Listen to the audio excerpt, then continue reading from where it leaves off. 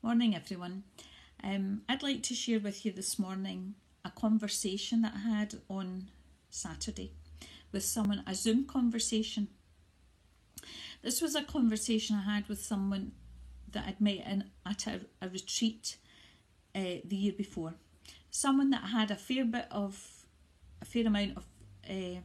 things in common, and one of the things being that we both teach English as an additional language.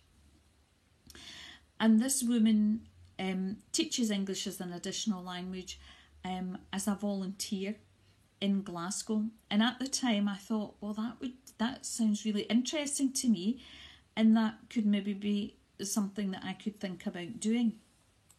I came home from the retreat, got back into my busy routine, and then forgot completely all about it.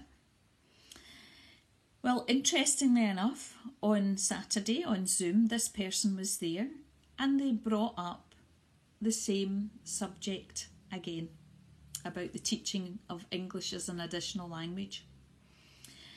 And I thought, well, that's twice now that God has put me in a position to hear about being a volunteer to help people who need to learn English.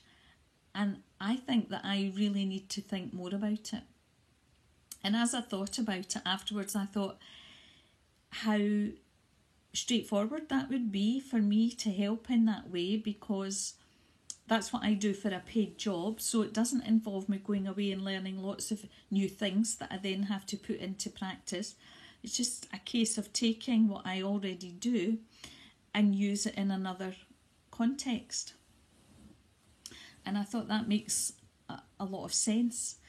And then I got to thinking about why it is that we sometimes limit ourselves by searching for some way to serve God that is not unattainable, but it's maybe out with what we already do. We're always striving on for something else and something else, when in fact maybe what we can do where we are is going to bear more fruit. So that was one of my challenges during lockdown. My other challenge was from my Bible study, which is John 15, the vine and the branches, about being fruitful.